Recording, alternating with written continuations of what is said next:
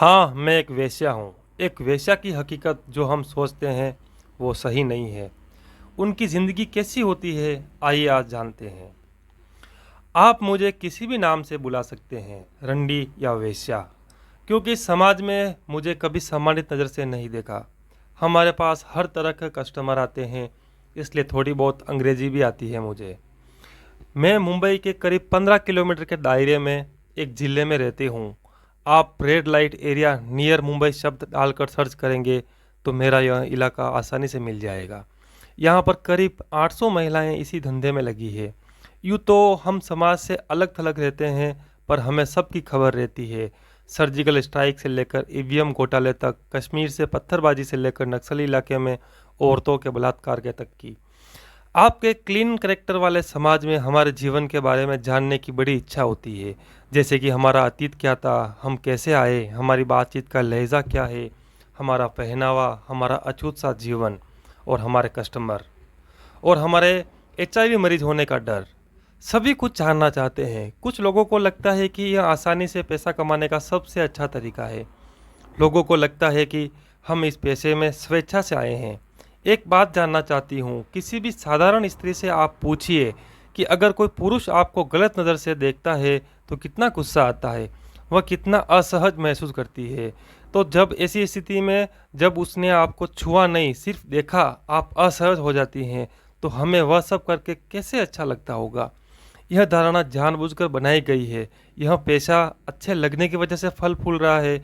आपके सभ्य समाज ने यह मान्यता स्थापित कर दी है कि पुरुष हमारे शरीर को नोचने, तोड़ने और काटने का हक रखते हैं। इसलिए यह इजी मनी अर्निंग वाली मानसिकता बिल्कुल गलत है। इस पेशे में आने वाली लड़कियां अधिकतर मजबूर होती है, अशिक्षित होती है, उनका परिवार बेहद गरीब और लाचार होता है। उनका कोई सहारा नहीं होता है, लेकिन कोई उनका ही नज़दीकी दोस्त, रिश्तेदार, पड़ोसी वहीं उसकी मजबूरी का फ़ायदा उठाता है और पैसों के लिए इसे नर्क में धकेल देता है। मेरे साथ काम करने वाली कुछ लड़कियां तो रद्दी से भी सस्ते दामों में खरीदी गई है। आमतौर पर 14 से 15 साल की लड़की 2500 से लेकर 30,000 के बीच में खरीदी जाती है। पिछले साल यानी 2016 में दो बहनें, एक 16 और दूसरी 14 साल की, सिर्फ 200 रुपये में खरीदा और बेचा गया। दो लड़कियां 230 रुपये में बिक गई। अगर दोनों लड़कियों का कुल वजन 80 किलो भी था तो इसका मतलब 3 रुपये प्रति किलो। ज़रा याद करके बताइए, आपने पिछली बार रद्दी पेपर किस भाव बेचा था। शुरुआत के दिनों में खरीद कर लाई गई लड़कियों को समझाने का काम हमें ही करना पड़ता है, पर कोई भी लड़की सिर्फ बात करने से नहीं मानती, फिर उसे खूब डराया जाता है। बहुत सारी लड़कियां डर के कारण मान जाती है और जो नहीं मानती उनके साथ बलात्कार करते हैं, शारीरिक और मानसिक यातनाएं देते हैं, बार बार लगातार, तब तक जब तक वह इन यातनाओं के कारण टूट नहीं जाती और काम करने लेके हाँ ना कर देती। पर कुछ लड़कियां फिर भी नहीं मानती, तब उनको बलात्कार करके बाद बेहद शारीरिक कष्ट दिए जाते हैं और उसी यंत्रणाओं के दौरान उनकी हत्या भी कर दी जाती है या लड़की स्वयं को ही मार लेती है।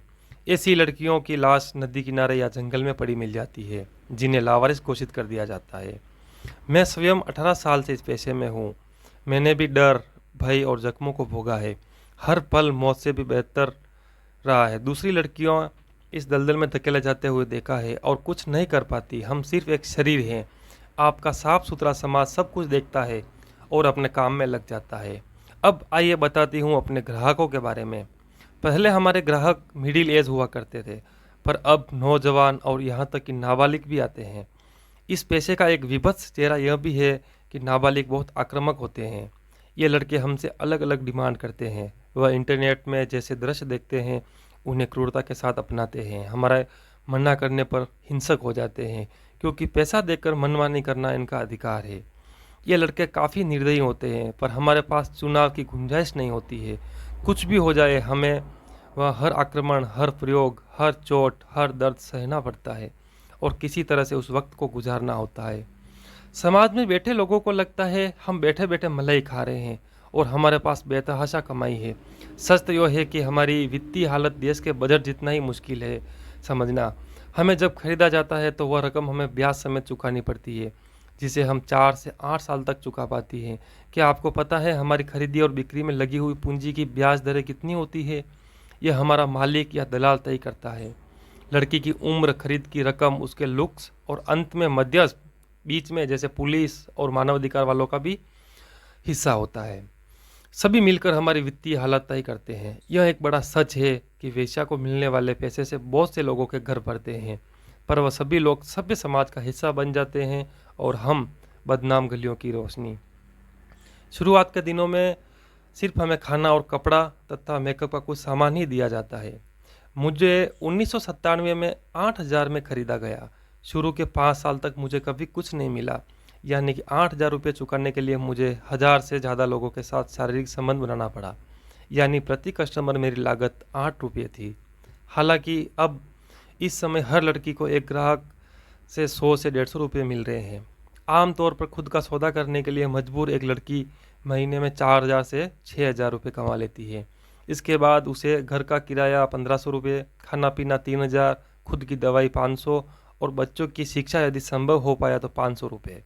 और सबसे अधिक खर्च हमारे मेकअप का।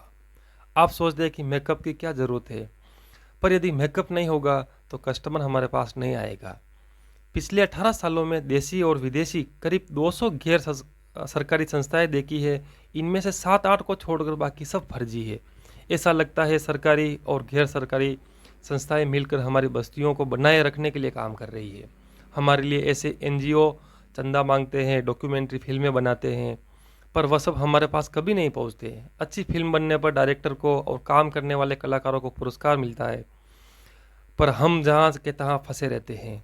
हम भी काम करना चाहते हैं, हम आलसी नहीं हैं, पर सच तो यह है कि हमें इस दलदल से निकलने ही नहीं देना चाहते ये समाज के ठेकेदार। हम जैसी औरतों का 2 बार जन्म होता है, एक बार माँ के पेट से और दोबारा समाज में वेश्या के रूप में। हमारा सामाजिक जीवन भी आपके जैसा ही है। हम भी उत्सव मनाते हैं, जैसे ईद, दीपावली, क्रिसमस, सभी कुछ। उसकी बड़ी वजह यह है हमारे एरिया में सभी राज्य से और विदेशी जैसे नेपाल, बांग्लादेश, म्यांमार, रूस, आयरलैंड और भी बहुत से देशों की लड़कियां हमारे साथ इस चक्रव्यूह में फंसी हुई हैं। हमारा रहन सहन पहले अलग था, पर अब नहीं। हमारी भाषा अलग है, हमारे धर्म अलग है, हमारी जाति अलग है, पर 18 साल से एक साथ रहते रहते हम लोगों ने एक दूसरे को अपना लिया है। क्या आपने कभी सुना है कि ऐसे एरिया में कभी दंगे हुए, मतभेद हुए? नहीं, क्योंकि हम एक दूसरे से दर्द के रिश्ते से जुड़े हुए हैं। मुझे कभी कभी गर्व होता है वेश्या होने पर, क्योंकि हम में बहुत एकता है, प्यार है, त्याग है, ईमानदारी है, सद्भावना है, इंसानियत है। इसमें दर्द है और दर्द के होने का एहसास भी जिंदा है, पर जिस समाज से आप आते हैं उस समाज में इन सारी संवेदनाओं के लिए कोई जगह नहीं है, और इसीलिए हमारे लिए भी आपके उस उत्कृष्ट समाज में कहीं कोई जगह नहीं है, न दिल में न समाज में। अगर कुछ मिला है तो वह है घृणा, तिरस्कार और बात बात पर रंडी और वेश्या की गाली। आपके लिए गाली होगी, पर यह तो हमारा जीवन है, एक ऐसा जीवन जिसको हमने स्वयं नहीं चुना, हमें जबरन इसमें धकेला गया और निकलने नहीं दिया जा रहा। एक बार दिल पर हाथ रखकर बताइए, क्या आसान है एक वेश्या का जीवन? दोस्तों, एक वेश्या भी औरत ही होती है। दोस्तों, ये जीवनी आपको कैसी लगी कमेंट ज़रूर करें और चैनल को सब्सक्राइब ज़रूर से करें। धन्यवाद। जय हिंद, जय भारत। आपका दिन शुभ हो और मंगलमय हो।